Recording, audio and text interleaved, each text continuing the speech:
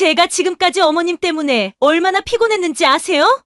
눈치도 없고 말귀도 못 알아듣고 고집만 세고 국민학교 겨우 나온 분이 왜 이렇게 남 가르치려고 드는지 모르겠어요. 저희는요, 어머니처럼 무식하게 살기 싫다고요. 이 사연 어디서 듣고 계시는지 댓글 남겨주세요. 감사한 마음으로 인사드릴게요. 구독과 좋아요 꼭 눌러주시면 더 많은 사연 전해드리는데 큰 힘이 됩니다. 지금 사연 시작합니다. 한겨울이었다. 아파트 앞 화단엔 시든 국화가 잿빛으로 얼어붙어 있었고 그 앞에서 70의 노년을 훌쩍 넘긴 오말수는 작은 손수레에 김치통을 싣고 서 있었다.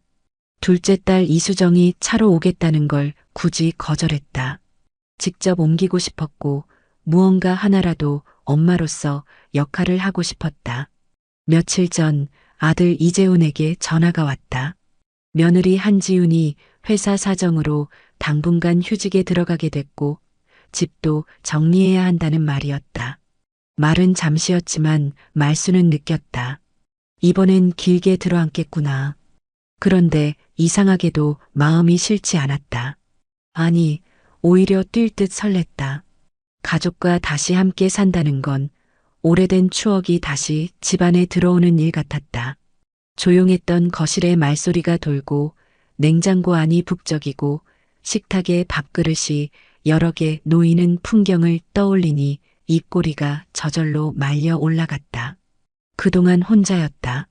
새벽에 일어나 아파트 단지를 걷고 TV 앞에 앉아 내 고향 스페셜을 보며 시간을 때웠다. 점심은 대충 국 한 그릇에 밥 한 숟갈, 저녁엔 컵라면에 김치 한 접시. 말은 하지 않았지만 외로웠다. 동네 친구들은 자식집에 들어갔고 성당도 코로나 이후 발길이 끊긴 지 오래다. 그런 삶에 다시 식구가 생긴다니 어찌 설레지 않을 수 있겠는가. 며느리 지훈이 이사 트럭과 함께 도착한 날 말수는 미리 묵은지를 끓여놓았다. 손자 도윤이 좋아하는 감자조림도 곁들였다.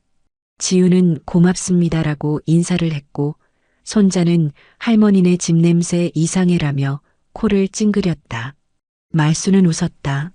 원래 집 냄새는 섞이면서 정이 나는 거란다. 집안은 금세 복작복작해졌다. 작은 방 하나를 지훈과 재훈이 쓰기로 했고 도윤이는 거실 한켠에 작은 침대를 놓았다. 말수는 자청해서 다용도실 옆 창고방에 들어갔다. 전등 하나 없는 공간이었지만 창문을 열면 하늘이 보여서 그걸로도 충분하다고 생각했다. 며칠 동안은 정말 행복했다. 아침마다 도윤이에게 도시락을 싸주고 함께 등교길을 걸었다. 할머니, 나랑 같이 학교 갈래? 라는 말에 가슴이 쿵 하고 뛰었다. 길거리에서 손을 꼭 잡고 걷는 그 짧은 시간조차 선물 같았다. 지훈도 처음엔 말순에게 잘했다. 퇴근 후엔 말없이 설거지를 도왔고 말순이 묵은지전을 구우면 어머님, 요즘 음식점보다 나아요라며 웃어주었다. 그 웃음이 그렇게 따뜻할 수가 없었다. 그러나 그 온기가 아주 천천히 그리고 조용히 식어가고 있음을 말수는 모른 척했다. 아니, 모른 척하고 싶었다. 도윤의 책상 위에 있던 그림일기를 우연히 보게 된 날 말수는 마음 한 구석이 저릿했다. 우리 가족이랑 같이 산다. 할머니는 매일 간섭을 한다. 아빠는 피곤해하고 엄마는 싫어하는 것 같다. 말수는 그 문장을 5번도 넘게 읽었다. 그리고 한 줄씩 손가락으로 짚었다. 간섭이라. 나는 그저 도와주려 했을 뿐인데. 아침에 바쁜 아이를 대신해 옷을 꺼내주고 간식 챙겨주고 숙제 봐주는 게 간섭이라니. 언제부터인가 도윤은 숙제를 혼자 하겠다고 말했고 지우는 할머님이 도와주시면 오히려 헷갈려 해요. 학교 방식이 달라서요라며 거리를 두기 시작했다. 그런 상황 속에서도 말수는 저녁마다 식탁을 차렸다. 손자와 며느리, 아들이 함께 둘러앉는 풍경을 포기하고 싶지 않았기 때문이다. 혼자 먹던 밥상에서 벗어났다는 사실만으로도 감사했다. 식구가 같이 앉아 젓가락을 들고 국을 떠먹고 밥을 비비는 그 풍경이 얼마나 그리웠던가. 하지만 식사 시간은 점점 짧아졌다. 지우는 회식이다, 회의다 하며 자리를 자주 비웠고 재우는 스마트폰만 바라보며 식사를 대충 마쳤다. 도윤이는 유튜브에 빠져 있었고 말순만이 국을 데우고 반찬을 더 내놓으며 자리를 지켰다. 어느 날 식탁에서 말을 꺼냈다. 지훈아, 혹시 냉장고에 명란젓 조금 남은 거 내가 다 먹어버렸어. 내가 좋아하는 줄 모르고. 지훈은 아, 괜찮아요라고 말했지만 표정은 딱딱하게 굳어 있었다. 그거 사려면 백화점 가야 해서요. 그냥 다음부턴 안 드시면 좋겠어요. 그 말이 꼭 당신은 이제 이 집에서 주인이 아니에요라고 말하는 듯 들렸다. 그날 밤 말수는 방에 들어와 오래된 다이어리를 펼쳤다. 첫 장엔 이런 문장이 적혀 있었다. 이 집에 사람 소리가 들리니 마음이 따뜻해진다. 그 문장을 물끄러미 바라보다 말수는 천천히 펜을 들어 다음 문장을 썼다. 사람 소리는 들리는데 내 목소리는 자꾸 사라진다. 사람 사이에 온도라는 게 있다면 말수는 요즘 그 온도가 참 애매하다고 느꼈다. 뜨겁지도 차갑지도 않은 공기 속에서 혼자 미지근한 감정을 안고 서성이는 기분이었다. 아들 재훈과 며느리 지훈, 손자 도윤과 함께 산다는 것이 처음엔 분명 기쁨이었는데 어느 순간부터인지 말수는 자신이 덧붙은 사람처럼 느껴졌다. 가족이라는 접착제에 살짝만 얹혀진 존재.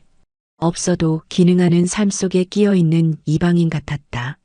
그 감정은 아주 사소한 순간들에서 시작됐다. 도윤의 등교 준비를 도와주던 아침, 말수는 평소처럼 운동화를 들고 왔다. 이건 신기 편하게 늘려놓은 거야. 발등이 낮은 아이들은 이렇게 끈을 묶으면 좋아. 그렇게 말하며 아이 앞에 무릎을 꿇었지만 그 순간 지훈이 조용히 다가와 아이를 데리고 갔다. 엄마, 애 신발 끈은 제가 해요. 애가 헷갈려 하니까요. 말수는 얼어붙은 채로 그 자리에 그대로 앉아 있었다. 끈을 다시 묶으려는 손이 허공에서 멈춰 있었고 엉거주춤한 자세로 서 있다가 조용히 뒷걸음질 쳤다. 도윤이 학교에 간 후 부엌에서 차를 마시던 지훈이 낮게 말을 꺼냈다. 어머님, 요즘 도윤이 혼란스러워해요. 엄마가 이렇게 하라고 하고 할머니는 저렇게 하라고 하니까 아이가 누구 말을 들어야 할지 몰라 해요. 말수는 무어라 대답해야 할지 몰랐다. 그저 나는 도와주려는 거였지라고 말하고 싶었지만 그 말이 입 밖으로 나오지 않았다. 대신 손에 쥐고 있던 물수건만 더 꼭 쥐었다. 그날 저녁 식사 중에 도윤이 밥을 남겼다. 배불러요라는 말에 말수는 숟가락을 내려놓고 말했다. 이거는 먹어야지.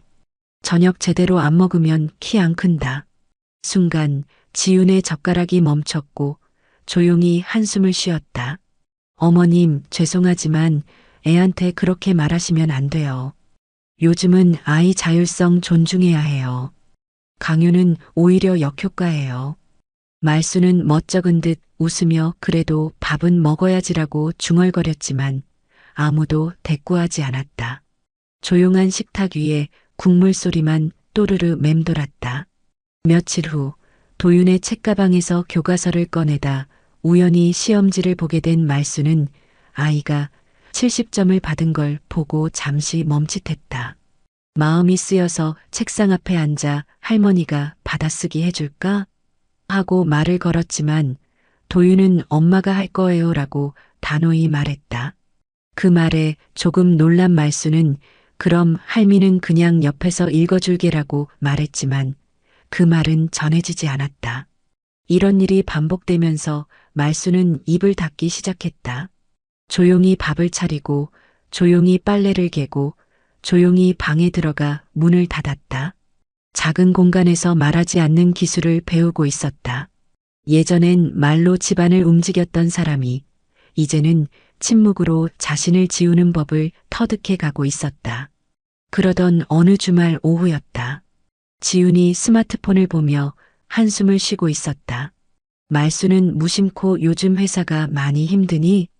라고 물었고 지훈은 고개를 들더니 피곤한 목소리로 말했다. 네, 뭐 그냥 다 힘드네요. 말수는 그 말에 얼른 냉장고 문을 열고 꿀차를 꺼냈다. 이럴 땐 단 거 한 잔 해야지. 꿀 넣은 거야. 피로에 좋아. 컵을 건네는 손이 가볍게 떨렸다. 지우는 컵을 받았지만 미묘한 표정을 지었다. 감사해요, 어머님. 그런데 요즘 다들 커피 마시죠. 꿀차는 좀. 그 말은 부드러웠지만 말순의 마음을 날카롭게 긁었다. 한 모금도 마시지 않은 컵이 싱크대에 그대로 놓여 있는 걸 보고 말순은 허탈한 웃음을 지었다. 어느 날은 재훈이 퇴근 후 말순과 둘이 있을 때 조심스럽게 말을 꺼냈다. 엄마 지훈이가 좀 힘들어해. 엄마가 도와주시는 건 감사한데 요즘 방식이랑은 좀 다르니까. 말순은 묵묵히 아들의 얼굴을 바라봤다. 나는 그냥 가족이니까 돕고 싶은 마음이었어.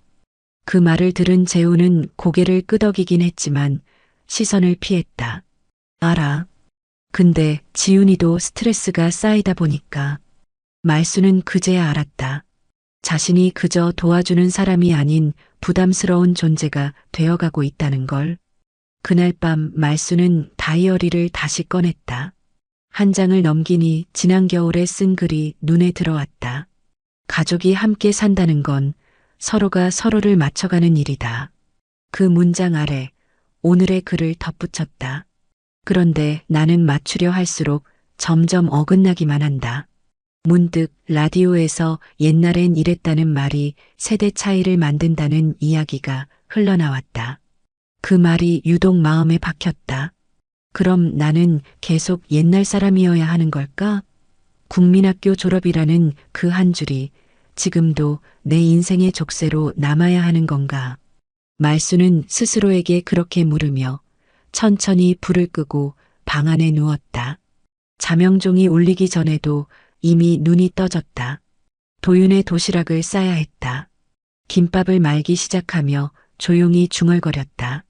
나는 아직 이 집에서 무언가 할 수 있다고 믿고 있었는데 말수는 요즘 밥을 지을 때마다 뭔가 마음이 급해졌다. 불 앞에 서 있는 동안에도 자꾸만 부엌 쪽을 힐끔거리게 되고 혹시라도 지훈이 들어오면 뭐라고 할까, 무슨 눈치를 줄까 그런 걱정이 머릿속을 맴돌았다. 예전엔 밥상 하나 차리는 게 하루 중 가장 즐거운 일이었는데 지금은 손끝에서부터 눈치를 얹어야 하는 일이 되어버렸다. 밥이 뜸들기를 기다리는 시간마저 불편하게 길게 느껴졌다. 도윤이가 좋아하던 동그랑땡을 만들기로 한 날이었다. 아침부터 마트에 다녀오고 2시간 넘게 다진 고기를 치대어 반죽을 만들었다. 프라이팬에 기름을 두르고 동그랗게 올리며 하나하나 굽다 보니 방 안이 고소한 냄새로 가득 찼다. 말수는 냄새가 집 안가득 퍼지는 걸 좋아했다. 음식 냄새는 곧 사람 사는 냄새라 믿었기 때문이다. 그러나 지우는 퇴근하자마자 창문을 활짝 열어젖혔다. 어머님, 죄송한데 냄새가 너무 심해서요. 아예 숙제하는데 집중 못하겠다고 해서. 순간 말수는 굳은 채로 조용히 프라이팬을 불에서 내렸다. 지우는 고개를 숙였지만 눈빛은 단호했다.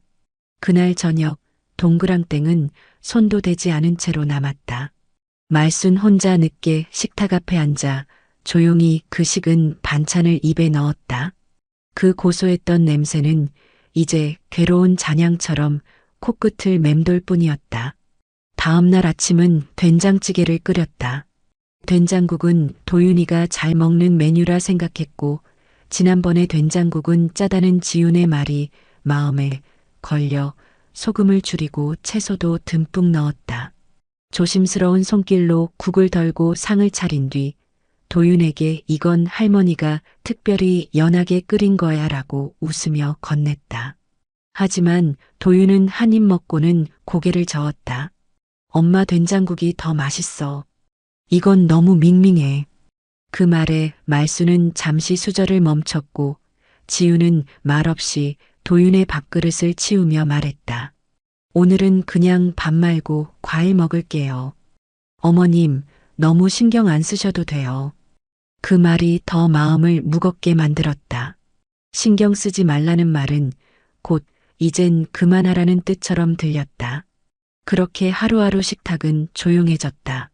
말수는 여전히 끼니를 준비했지만 더는 누군가를 기대하지 않았다. 고기 반찬도 국도 나물도 차려놓고는 늘 혼자 먹었다.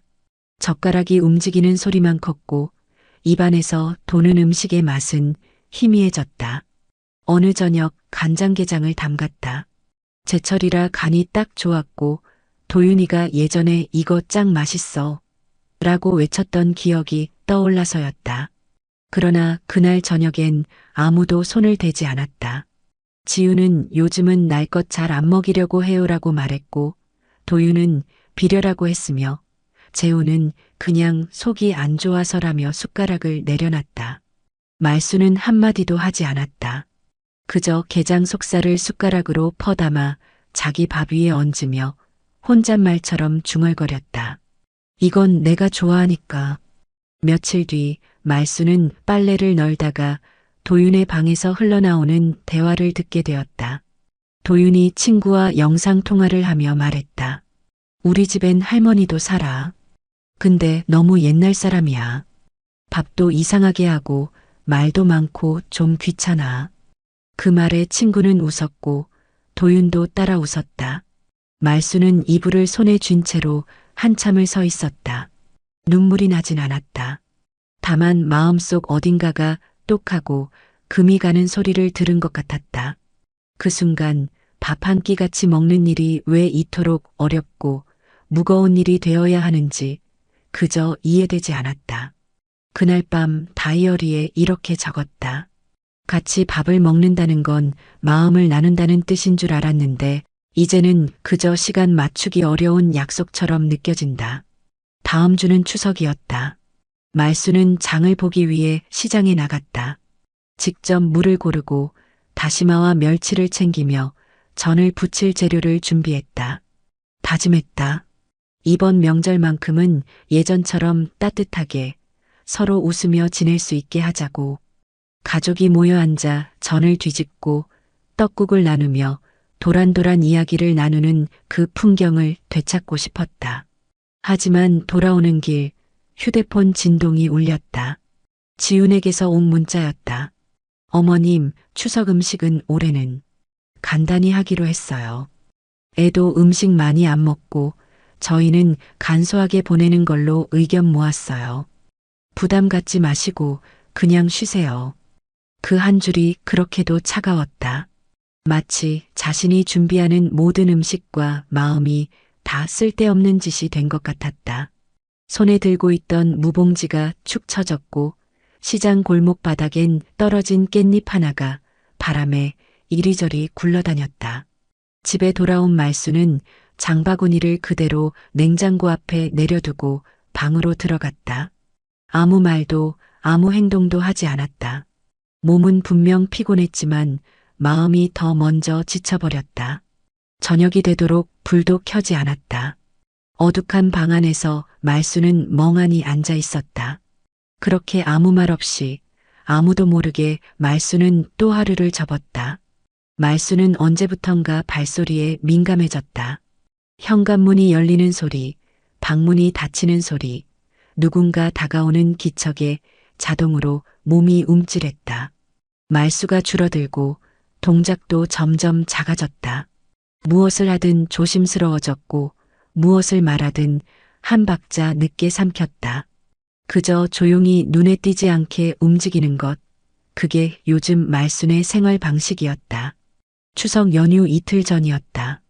도윤이 학교에 간 사이 말순은 방 정리를 하다 작은 앨범을 꺼냈다. 거기엔 오래된 흑백 사진이 한 장 들어 있었다. 시장 좌판에서 물을 쌓아두고 웃고 있는 젊은 말순, 그리고 그 옆에 아기였던 재훈이 담겨 있었다. 그 시절은 가난했지만 표정만큼은 맑고 단단했다. 그때의 말수는 세상 무서울 게 없었고 자식만 잘 키우면 된다는 의지로 살아갔다.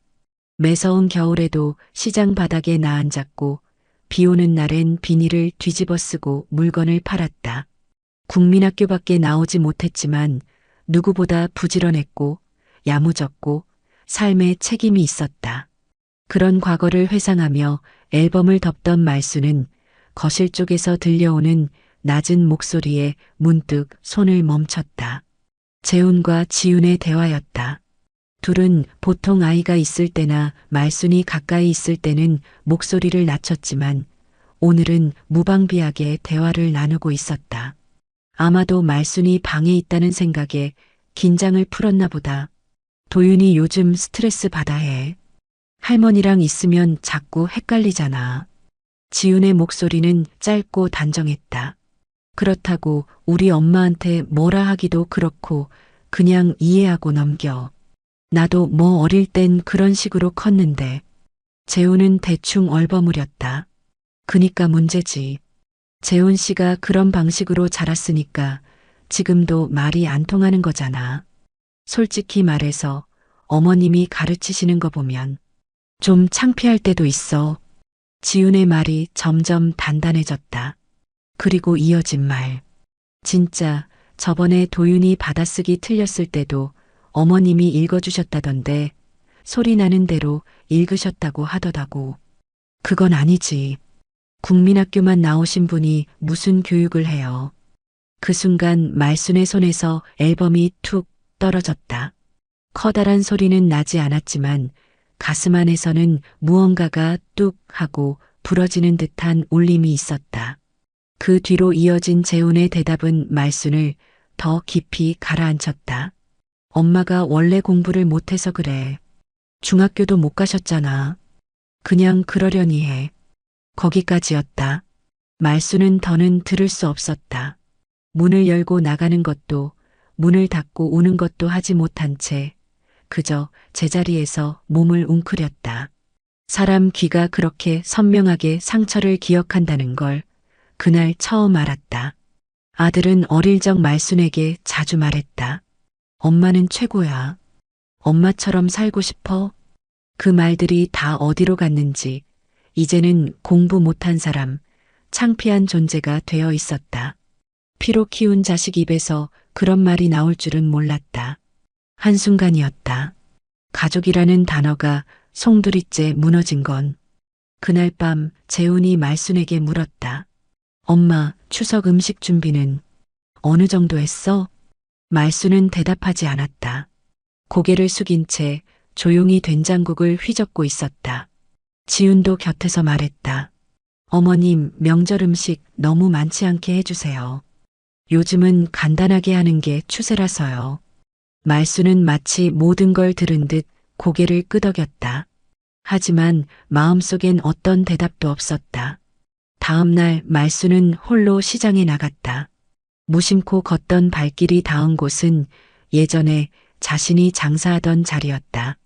그 자리는 이제 커다란 편의점으로 바뀌어 있었고 유리창 너머로 간편식이 가지런히 진열되어 있었다. 사람들이 바삐 드나드는 모습 속에서 말수는 문득 혼자임을 실감했다. 세상도 가족도 자신도 전혀 예전 그대로가 아니었다. 저녁 도윤은 말순에게 다가와 조용히 물었다. 할머니, 나 받아쓰기 도와줄 수 있어? 말순은 잠시 망설였지만 고개를 끄덕였다. 책상을 마주보고 앉았고 연필을 쥔 손에 힘을 줬다. 자, 한을 써보자. 도윤은 할을 썼고 말순이 부드럽게 말했다. 아니야, 조금 다르게 써야 해. 이건 이렇게. 그 순간 지훈이 방에서 나왔다. 도윤아, 받아쓰기 내가 볼게. 할머님은 좀 쉬시게 해드려. 도윤은 고개를 끄덕이며 자리를 옮겼고 말수는 남겨진 책상을 바라봤다. 연필 자국만 남은 흰 종이 위에서 말수는 또다시 투명해졌다. 그날 밤 다이어리에 적은 글은 단 2줄이었다. 무식한 내가 누군가의 엄마였다는 게 믿기지 않는 밤이다. 세상에서 제일 많이 안다고 생각했던 아들마저 날 부끄러워했다. 추석 명절이 다가왔다. 거실 한쪽엔 미처 접지 못한 이불이 쌓여 있었고 부엌에선 김치찌개의 냄새가 희미하게 풍겼다. 말수는 조용히 앉아 깨를 다듬고 있었다. 손끝으로 작은 알갱이 하나하나를 털어내는 그 단순한 일이 요즘엔 마음을 달래는 유일한 방법이 되었다. 부스러진 깨를 훑으며 고개를 숙인 채 시간을 보내는 동안 거실에 앉아있던 지훈의 핸드폰 벨소리가 울렸다. 이어지는 통화 내용이 귀에 들어왔다. 네, 대표님.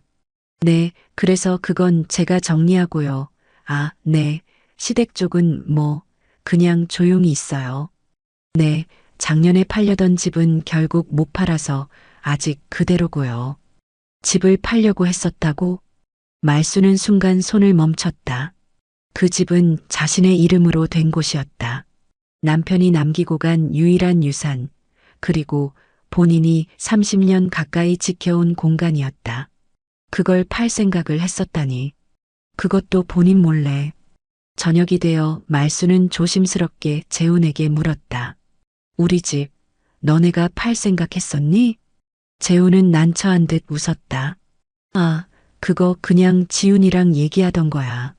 장난처럼 말한 건데 엄마 너무 걱정하지 마. 그의 말투는 가볍고 무심했다. 하지만 말수는 그 가벼움에서 진심을 읽어냈다. 며칠 후 도윤의 학원비가 모자란다는 이야기를 듣게 되었다. 말수는 속으로 계산을 했다. 남은 적금, 월세, 보험 어떻게든 조금 보태줄 수 있을 것 같았다. 저녁밥을 차릴 때 지훈에게 말을 꺼냈다. 내가 조금이라도 보태줄까? 지훈은 놀란 눈으로 말순을 바라보다 이내 작게 웃었다. 어머님, 혹시 여유자금 있으세요? 그날 밤 아들 부부는 말순 앞에 앉아 노트북을 열었다. 엄마, 이번에 부동산 투자 기회가 하나 있어. 지훈이 지인 통해서 들어온 건데 확실해.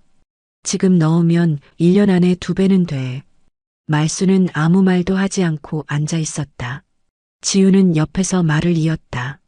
어머님이 지금 들고 계신 그 돈 솔직히 말해서 썩히는 거잖아요. 요즘 시대에 예금은 마이너스야. 저희가 불려드릴게요.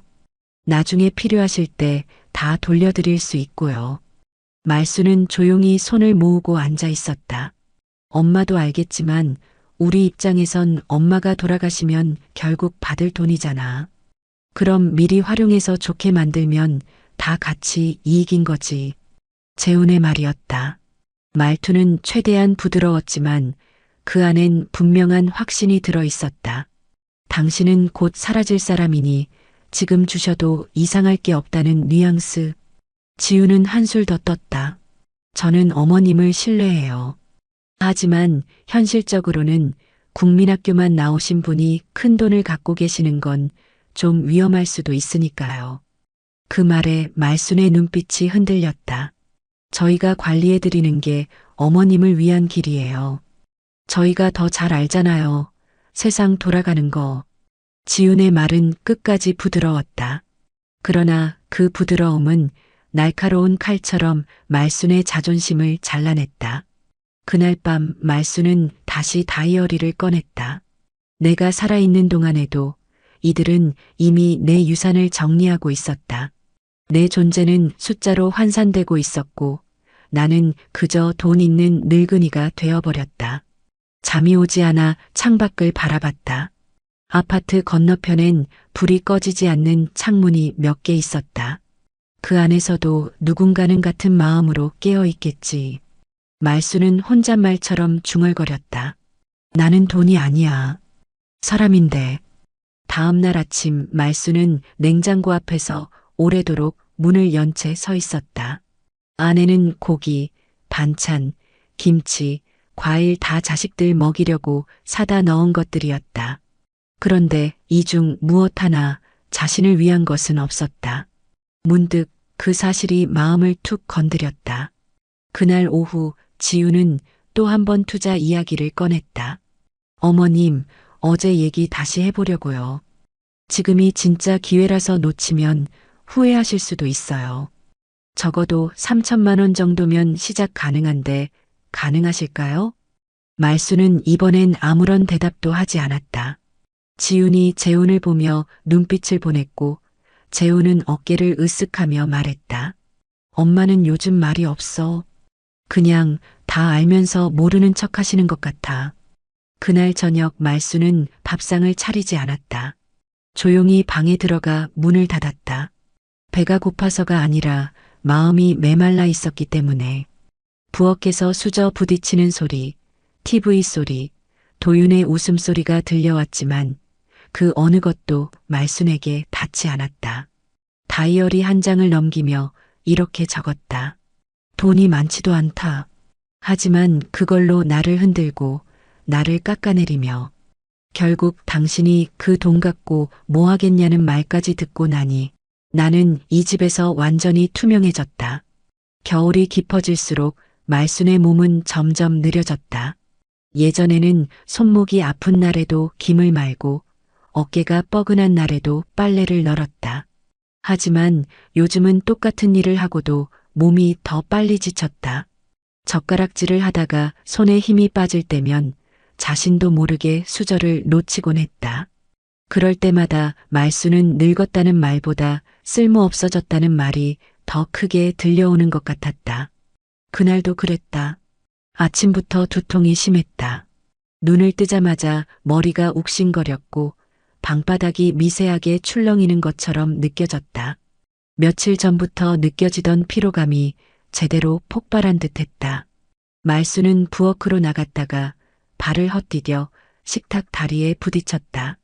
접시 하나가 떨어져 산산이 부서졌다. 그 소리에 거실에 있던 지훈이 달려왔다. 어머님, 괜찮으세요? 지훈의 말투엔 걱정보다는 경계심이 먼저 묻어 있었다. 그냥 어지러워서 좀 며칠째 머리가 아프네. 말수는 이마를 짚으며 벽을 잡았다. 지훈은 가만히 있다가 조심스럽게 말을 이었다. 혹시 병원 가보시는 건 어때요? 그냥 혹시 모르니까요. 말수는 웃었다. 그냥 피곤해서 그래. 나이 들면 이 정도는 흔하지. 지훈은 잠시 입을 다물더니 작은 목소리로 말했다. 요즘 치매 초기도 그렇게 시작된다고 하더라고요.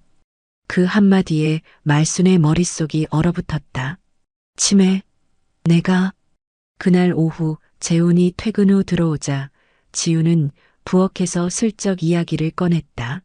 아침에 어머님이 접시 깨뜨리셨어. 혼자 있다가 다치실 뻔했어. 머리도 계속 아프다고 하시고. 재훈은 고개를 끄덕이며 대수롭지 않게 대답했다. 원래 엄마가 좀 허술하시잖아. 어릴 때도 그렇고. 지훈은 고개를 갸웃하며 말했다. 나도 그런 생각까지는 안 했는데 혹시 치매 검사는 받아보셨을까 싶어서. 요즘은 빠르면 치료도 되니까. 그 대화는 조용했지만 문틈으로 새어나오는 음성은 말순의 가슴을 찢기에 충분했다. 말순은 여전히 벽에 기대어 있었고 뒷목이 뻐근했다. 고개를 숙인 채 조용히 방문을 닫았다. 며칠 후 손자 도윤이 말순에게 물었다. 할머니, 아프면 병원 가야 돼. 엄마가 그랬어. 말순은 아이를 바라봤다. 응, 할미는 그냥 좀 피곤해서 그런 거야. 걱정 마라. 도윤은 순수한 얼굴로 고개를 끄덕이더니 엉뚱한 말을 꺼냈다. 근데 엄마가 할머니가 말 잘 안 들으면 치매래. 그러면 정신병원 간대. 순간 말수는 숨이 멎는 줄 알았다. 그 말이 어떻게 아이 입에서 나올 수 있는지 어른들의 대화가 그대로 옮겨진 그 상황이 너무도 참담했다. 말수는 아무 말도 하지 않았다. 아이가 방으로 돌아간 뒤 텅 빈 거실에 홀로 앉았다. 그날 밤 말수는 거울 앞에 섰다. 흰머리는 생각보다 많이 자라 있었다. 이마엔 깊은 주름이 패여 있었고 눈가는 거미줄처럼 갈라져 있었다. 그래, 늙긴 늙었지. 그런데 치매 환자 취급까지 받아야 해? 몸이 아픈 것도, 기억이 흐릿한 것도 세월이 만든 자연스러운 변화라 생각했다. 그런데 그걸 가지고 사람 취급을 안 한다는 건 너무 가혹했다. 자식이, 며느리가, 손자가 모두가 같은 시선으로 자신을 바라보고 있다는 걸 느끼는 순간 말수는 서서히 무너졌다. 다음 날 말수는 조용히 집 근처 병원에 갔다. 기억력 검사를 요청했고 혈액 검사도 받았다. 의사는 정상 범위라는 말을 했지만 말순의 표정은 어두웠다. 그게 중요한 게 아니야. 사람들은 이미 날 그렇게 보고 있어. 돌아오는 길 공원에 잠시 앉았다. 추운 날씨 속에서도 벤치에 앉은 말수는 가만히 나뭇가지를 바라봤다. 잎 하나 없는 나뭇가지 끝에 까치가 앉아 있었고 그 곁에 작은 눈송이 하나가 내려앉았다. 말수는 눈을 감았다. 눈이 내리는 소리는 들리지 않았지만 마음속에선 쌓이고 있었다. 그렇게 쌓인 눈이 언젠가는 참지 못하고 무너질 거란 걸 직감했다. 집으로 돌아온 말수는 부엌 서랍에서 가족 등본과 등기부등본을 꺼내어 조용히 펼쳐봤다. 그리고 연필로 뭔가를 적었다. 그동안 모은 예금 잔액, 월세 수입, 보험 내역. 사람들이 자신을 쓸모없다고 말하는 순간 그들이 가장 먼저 가져가려 했던 건 돈이었다. 그리고 지금 자신을 치매 환자처럼 몰아가며 무력화시키려는 건 소유권 때문이란 걸 깨달았다. 그날 밤 다이어리에 적은 문장은 처음으로 붉은 펜으로 쓰여 있었다. 나는 아직 살아있다. 내가 결정할 수 있고 내가 선택할 수 있는 존재다. 아무도 나를 지워도 된다고 허락한 적 없었다. 추석날 아침, 동트기 전에 집은 이상하리만치 조용했다. 평소 같으면 냄새로 먼저 아침이 깨어났을 시간이었다. 기름을 두른 프라이팬, 불 위에서 끓는 떡국 냄새, 조용히 들리는 도마질 소리 모두가 살아있다는 걸 증명하던 기척이 오늘은 없었다. 말수는 이불을 걷지 않은 채 누워 있었다. 전날 저녁부터 머릿속에 하나의 문장만 반복되었다. 치매 검사 받아보시래요. 국민학교밖에 안 나오신 분이 교육을 해요? 어머님도 이제 정리하셔야죠. 자신을 향해 쏟아진 말들은 부엌에서 쏟아진 접시처럼 산산조각 나 마음속에 박혀 있었다. 그 조각들 틈으로 여전히 피가 흐르는 기분이었다. 그런데 신기하게도 눈물은 나지 않았다. 울음도 분노도 서러움도 모두 말라붙은 느낌이었다. 감정조차 이제는 사치 같았다. 하지만 몸은 기억을 따랐다. 새벽 4시 30분 눈을 떠 부엌으로 향했고 쌀을 씻고 멸치를 우려 떡국 국물을 만들었다. 어릴 적 재훈이 좋아하던 표고버섯 장조림도 만들었다. 그리고 도윤이를 위해 동그란 전을 몇 장 부쳤다. 익숙한 손길로 모든 걸 준비해 놓은 뒤 다시 방에 들어가 앉았다. 온기를 채운 밥상이지만 그 온기를 나눌 사람이 없다는 것을 안 순간 모든 것이 허무하게 느껴졌다. 오전 9시가 되자 도윤이 가장 먼저 잠에서 깼다. 눈을 비비며 거실로 나와 할머니 냄새 좋아라고 말했다. 그 말 하나에 말수는 얼어붙었던 마음이 살짝 풀리는 듯 했지만 그도 잠시였다. 지훈이 거실로 나오자 도윤이 말했다. 엄마, 할머니 또 음식 많이 했어. 지훈은 한숨 섞인 웃음을 지으며 말했다. 그러니까 문제지. 하라는 말은 안 듣고. 그 말에 말수는 식탁에서 수저를 놓았다. 차라리 듣지 못했으면 좋았을 말들이 계속해서 귓가를 찔렀다. 추석 음식이 상 위에 오르고 세 사람이 식탁에 마주 앉았다. 말수는 늘 그랬듯 한쪽 끝에 앉았다. 도윤에게 떡국을 한 수저 떠주며 말했다. 올해는 더 건강하고 착한 아이로 자라자. 할미가 늘 기도한다. 도윤은 웃으며 네 하고 대답했다. 그때였다. 지훈이 젓가락을 내려놓으며 조용히 말을 꺼냈다. 어머님, 이제는 이런 큰 상 차리시는 거 좀 줄이셨으면 좋겠어요. 말도 안 통하고 소통도 안 되고 말수는 무언가 잘못 들은 줄 알았다. 하지만 지우는 멈추지 않았다. 이젠 진짜 지치네요. 매번 이렇게 똑같은 방식으로 사시면서 말은 많고 고집은 세고 어머님이 우리 가족한테 뭘 해주고 계신 건지 잘 모르겠어요. 말수는 그 말을 듣고 아무런 대꾸도 하지 못했다. 도윤이 숟가락을 멈추고 고개를 숙였다. 아들이 그 말을 들었어야 했다. 하지만 재우는 출근한 상태였고 이 자리에 없었다. 지우는 다시 말을 이어갔다. 목소리는 낮았지만 그 안엔 오래된 감정이 뾰족하게 묻어 있었다. 제가 지금까지 참은 거 모르시죠? 솔직히 말씀드릴게요. 어머님 때문에 이 집에서 숨 막혀요. 한두 번도 아니고 애 교육도 엉망으로 하시고 음식도 지 멋대로 하고 말도 안 통하고. 그 말에 도윤이 엄마를 쳐다보더니 말순을 한 번 더 바라봤다. 말순은 도윤 앞에서는 끝까지 참으려 했었다. 그러나 도윤의 얼굴에 스치듯 지나간 낯선 눈빛을 보는 순간 가슴 깊은 곳에서 오래 묵은 감정이 끓어오르기 시작했다. 내가 뭐가 그렇게 잘못됐냐? 말순은 평소보다 더 낮은 그러나 단단한 목소리로 물었다. 지우는 웃으며 대답했다. 다요. 전부요. 제가 지금까지 어머님 때문에 얼마나 피곤했는지 아세요?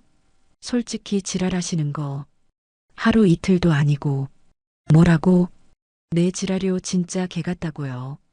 어떻게 사람이 그리 눈치도 없고 말기도 못 알아듣고 고집만 센지.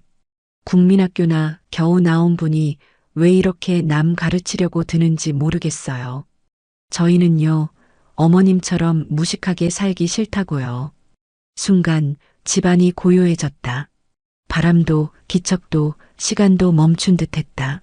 도윤은 수저를 내려놓았다. 입술이 벌벌 떨렸다.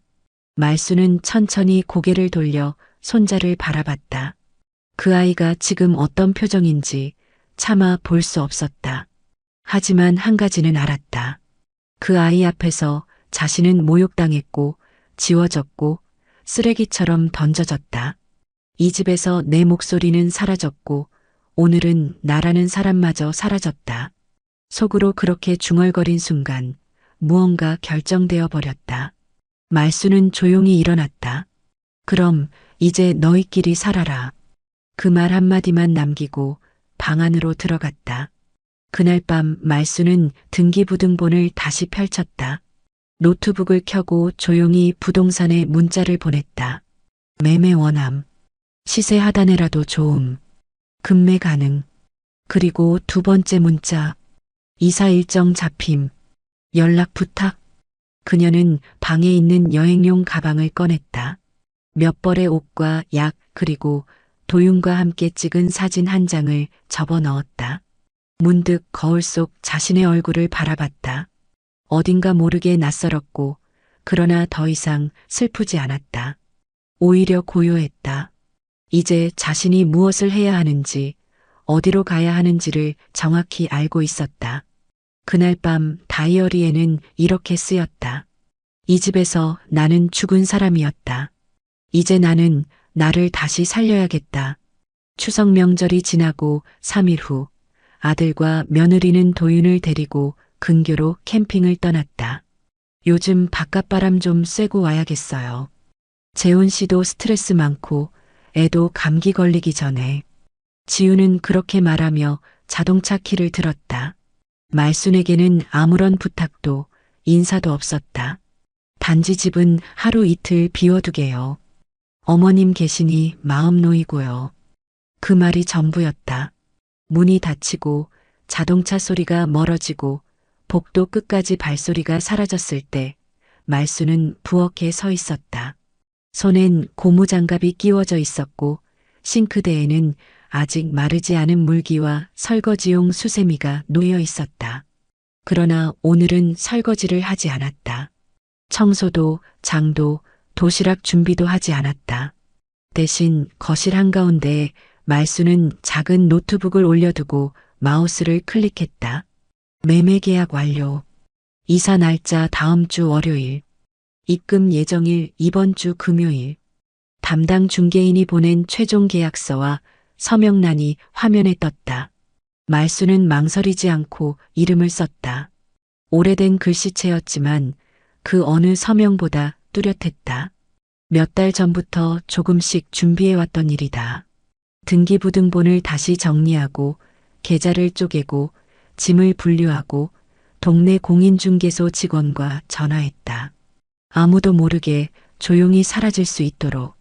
그것이 말순의 조건이었다.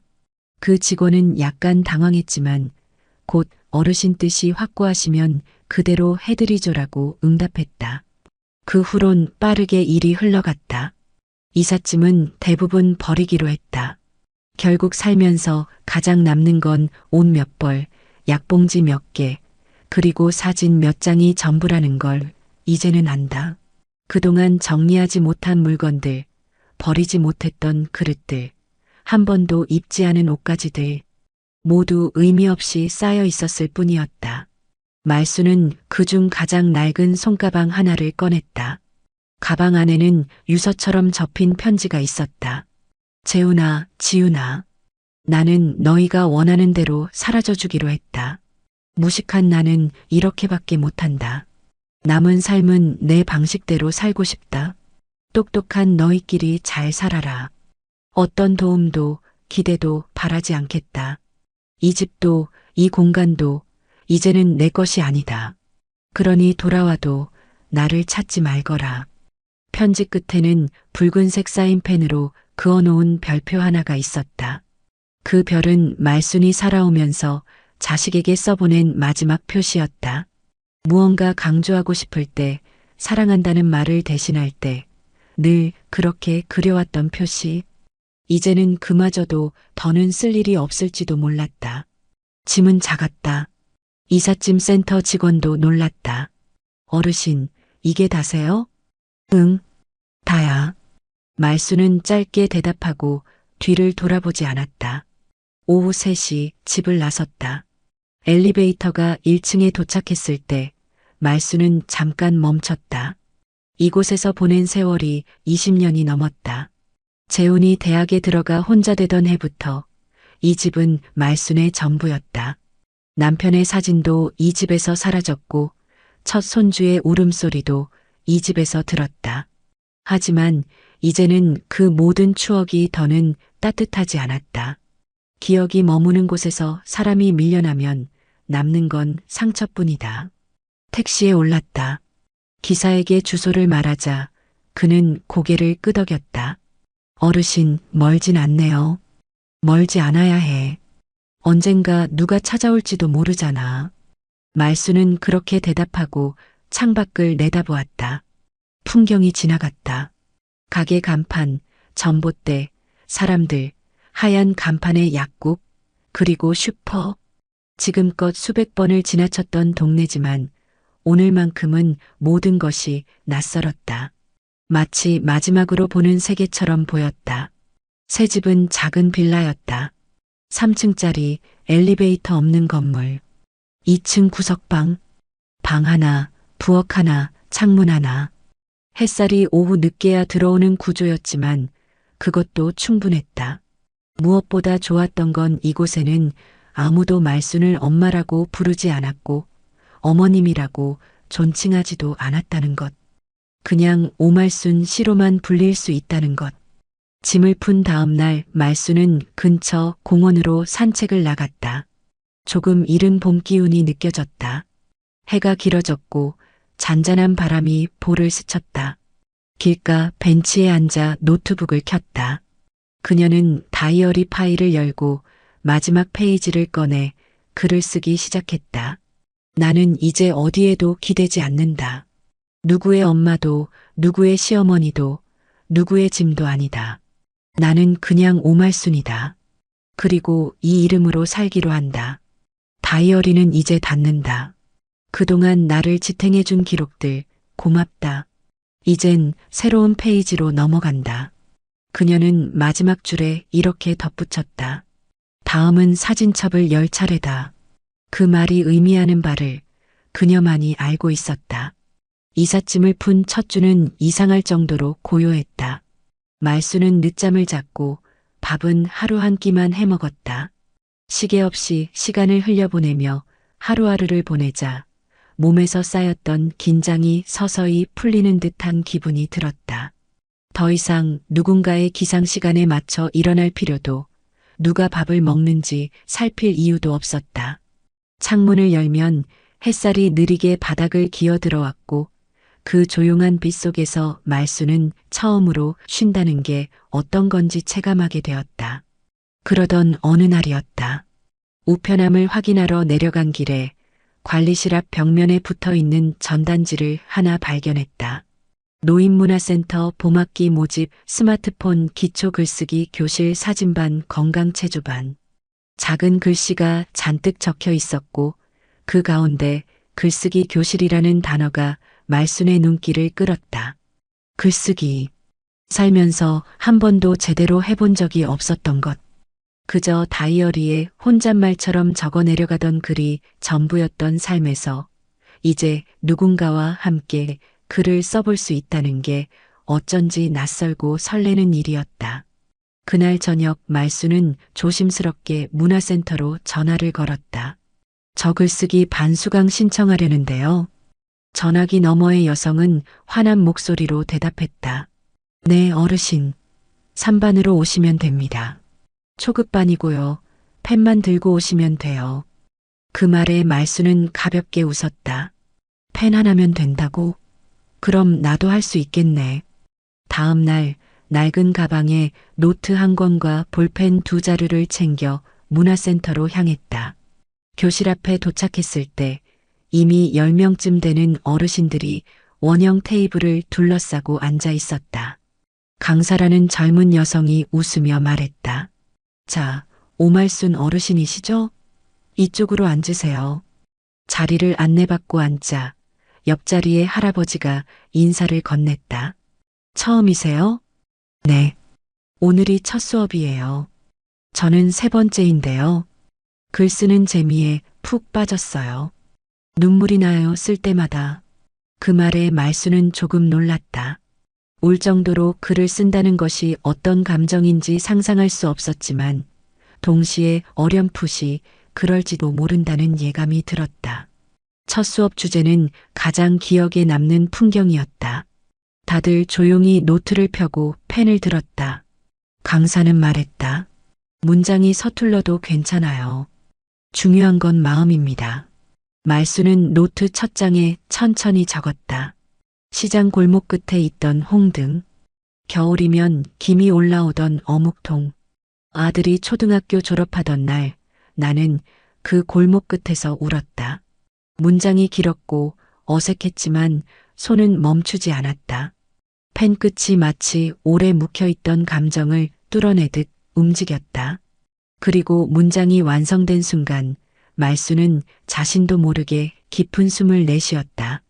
2번째 수업에선 스마트폰으로 글을 저장하는 방법을 배웠다.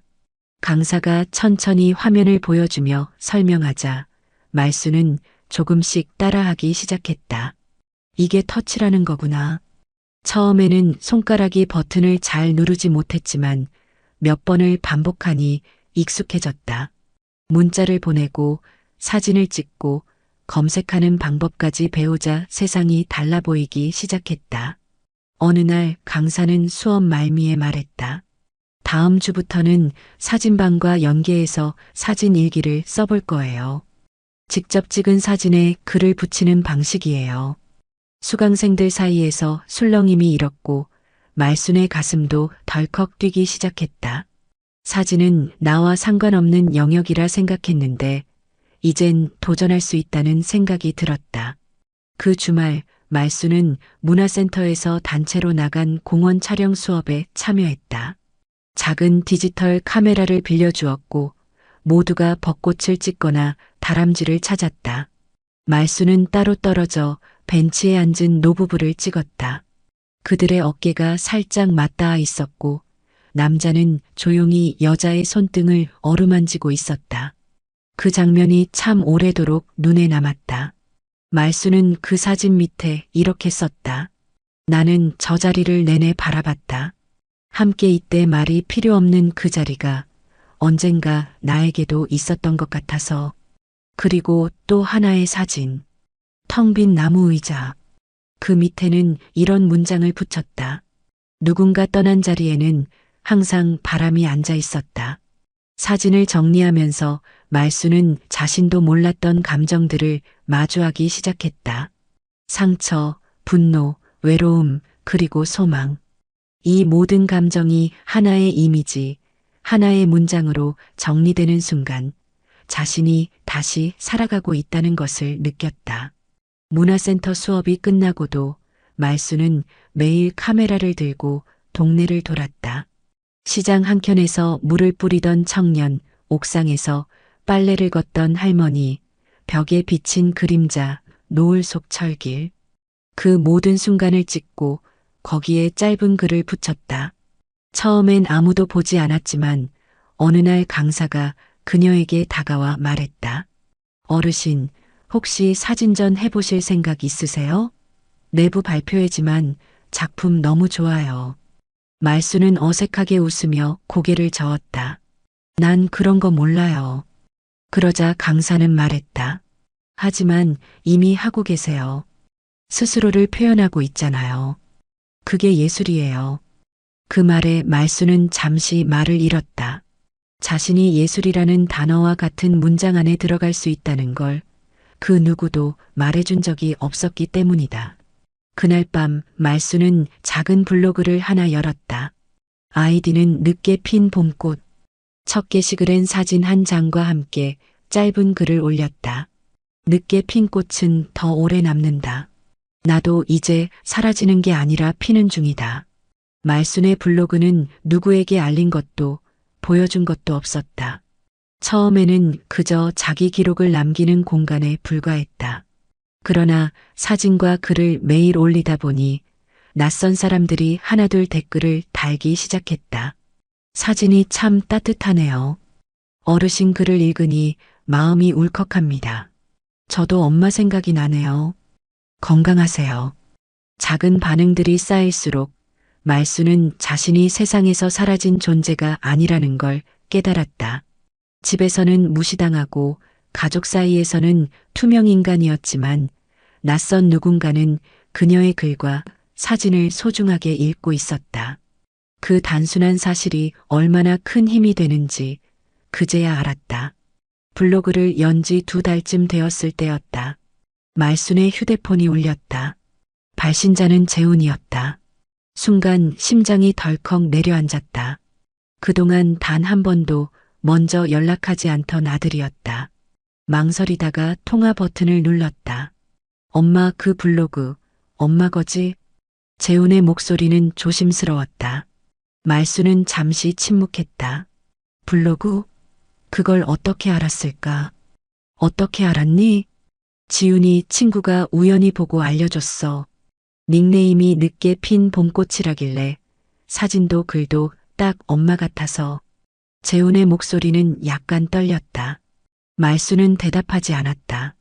그저 휴대폰 너머로 흘러나오는 아들의 숨소리를 듣고 있었다. 그 숨소리에는 당황, 후회, 미안함이 섞여 있었다. 그러나 이상하게도 예전처럼 그 목소리에 매달리고 싶은 마음은 들지 않았다. 엄마 집을 그렇게 팔아버리면 어떡해? 미리 한마디라도 해줬어야지. 나 솔직히 당황했어.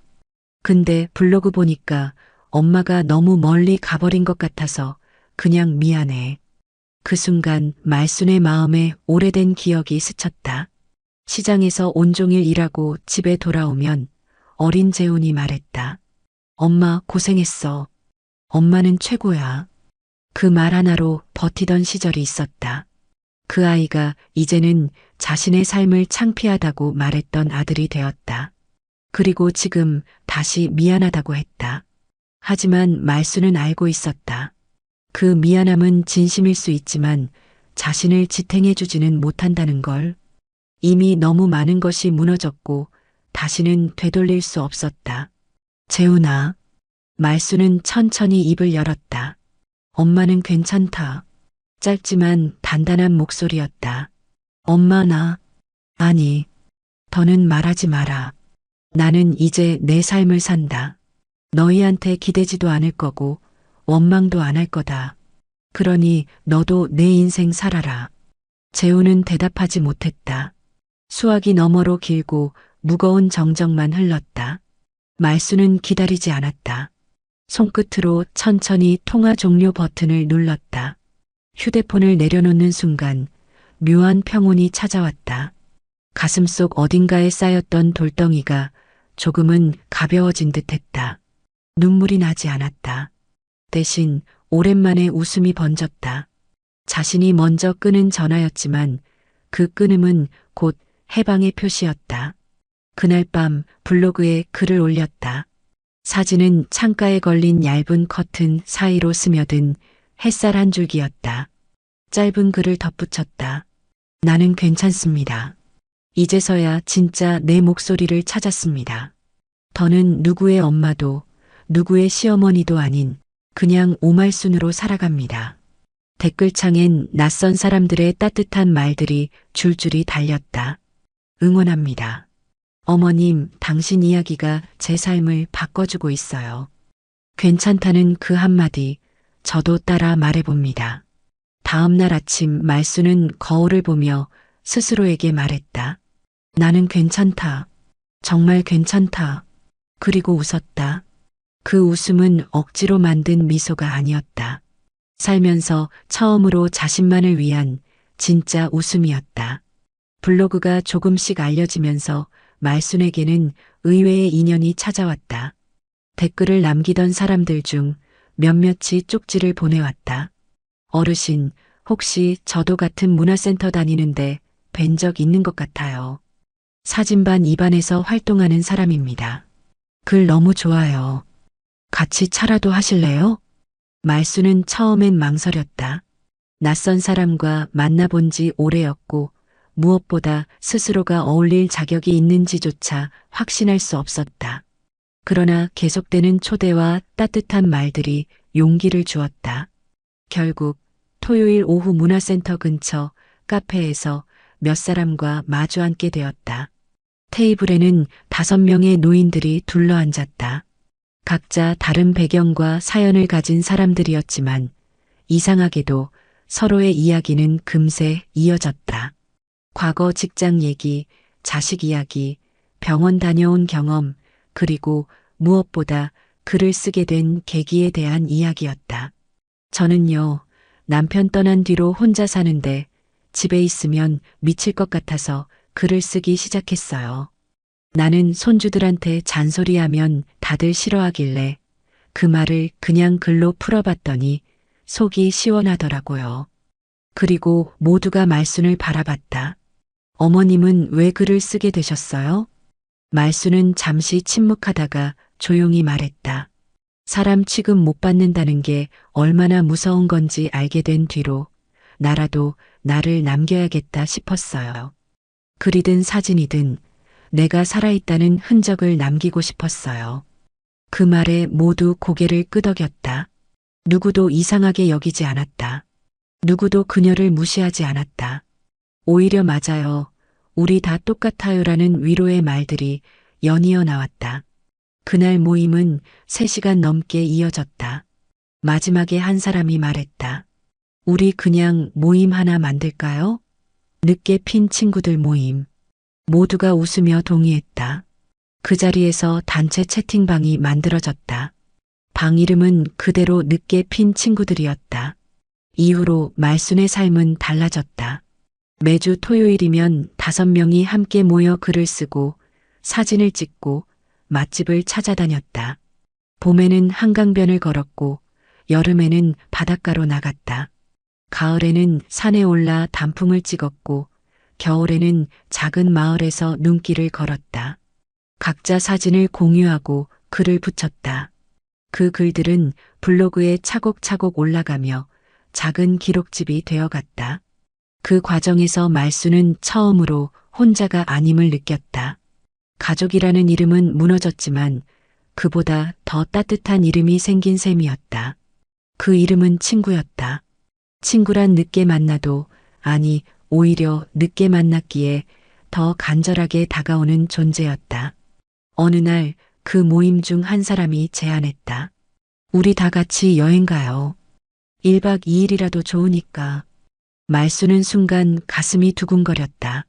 그동안 자신에게 여행이란 남을 위해 도시락을 싸고 가방을 들어주고 뒤에서 챙기는 일에 불과했다. 하지만 이번엔 달랐다. 자신만을 위해 떠나는 여행. 동등한 자격으로 참여하는 여행. 준비하는 과정도 즐거웠다. 누구는 숙소를 알아보고, 누구는 교통편을 예약하고, 누구는 간단한 간식을 준비했다. 말수는 작은 카메라를 맡았다. 내가 사진을 찍을게. 기록은 내가 제일 잘하니까. 모두가 웃으며 환영했다. 그 주말 6명의 노인들은 기차를 타고 강릉으로 향했다. 창밖으로 펼쳐지는 바다가 보이자 모두가 환호성을 질렀다. 말수는 그 순간을 사진으로 남겼다. 창가에 기대어 환하게 웃는 얼굴들. 그리고 그 사이에 자신도 있었다. 사진 속 말순의 얼굴은 오랫동안 잊었던 표정을 하고 있었다. 밤이 되어 숙소에 모여 앉았다. 모닥불을 피우고 돌아가며 노래를 부르고 글을 읽었다. 말순의 차례가 되었을 때 그녀는 조용히 블로그에 올린 글 중 하나를 읽었다. 나는 이제 괜찮다. 내가 무시당했던 모든 순간은 지금의 나를 만든 재료일 뿐이다. 나는 늦게 핀 봄꽃이고 그래서 더 단단히 피어난다. 글을 읽는 동안 모두가 조용히 귀 기울였다. 그리고 박수가 터졌다.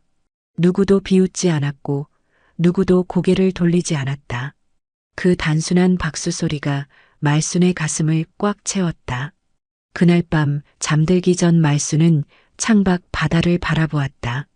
달빛이 파도 위에 길게 흩어져 있었다. 그 길 위를 걷는 듯한 기분이었다. 속으로 중얼거렸다. 내가 진짜 살고 있구나. 이제야 내 인생을 살고 있구나. 말순의 블로그는 어느새 작은 여행 기록장이 되었다. 처음에는 동네 공원 사진과 짧은 글이 전부였지만 이제는 기차를 타고 바다를 찍고 산길을 걸으며 나무 그림자를 남겼다. 여행을 떠날 때마다 노트북 가방 안에는 카메라와 다이어리 그리고 펜 한 자루가 꼭 들어 있었다. 누군가는 등산화를 챙겼고 누군가는 도시락을 준비했지만 말순에게 가장 중요한 건 기록할 도구였다. 살아있다는 걸 증명하는 가장 확실한 방식이었으니까. 봄에는 전주 한옥마을로 갔다. 기와지붕 아래 피어난 매화를 찍고 글을 붙였다. 오래된 것 위에도 꽃은 핀다. 늦게라도 피면 된다. 나는 지금 피고 있다. 여름에는 부산 바닷가로 향했다. 뜨거운 햇볕 아래 모래사장을 걷다. 모래 위에 새겨진 발자국들을 찍었다.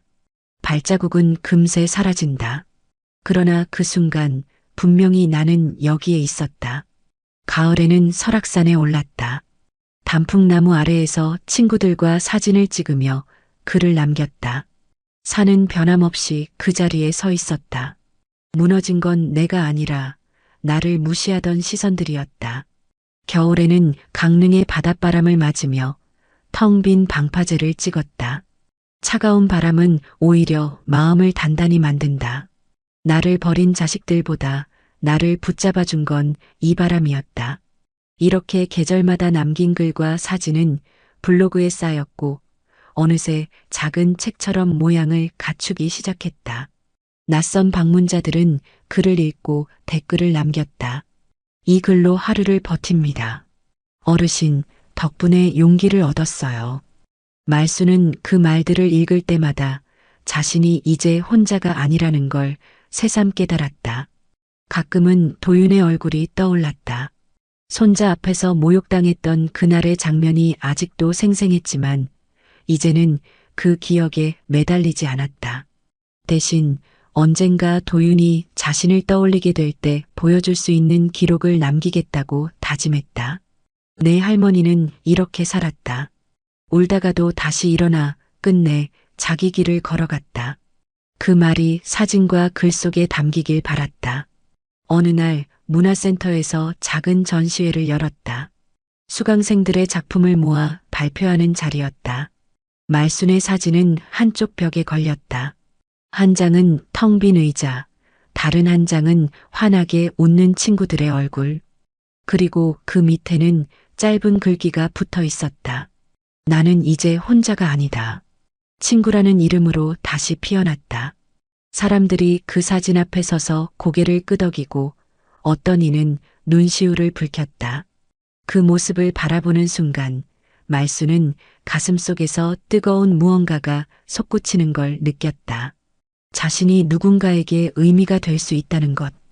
그 사실이 그녀의 삶을 완전히 바꿔놓았다. 전시회가 끝난 뒤 친구들이 말했다. 우리 이제 전국 여행 다녀요. 사진도 찍고 글도 쓰고 책으로 묶어봐요. 말수는 크게 웃으며 대답했다. 좋지. 이제 내 인생은 기록하는 여행이야. 집에 돌아온 말수는 오랜만에 다이어리를 꺼냈다. 그동안 블로그에 글을 남기느라 한동안 다이어리를 쓰지 않았지만 오늘만은 직접 펜을 들고 싶었다. 마지막 장에 이렇게 적었다. 나는 이제 누구의 그림자도 아니다. 손자 앞에서 욕을 먹던 시절은 끝났다. 내 이름은 오말순. 나는 지금 걷고 보고 찍고 쓴다. 그리고 이렇게 살아간다. 다이어리를 덮는 순간 창문 사이로 햇살이 흘러들었다. 말수는 창가에 서서 중얼거렸다. 내 인생, 이제야 시작이네. 그 말은 혼잣말 같았지만 사실은 스스로에게 건네는 축복이었다. 그리고 그녀는 카메라를 들어 창밖을 찍었다. 사진 속 풍경에는 환하게 웃는 여인의 그림자가 함께 담겨 있었다. 이 이야기가 공감되셨다면 구독과 좋아요 부탁드립니다. 누군가의 인생이 당신의 이야기가 될 수 있습니다.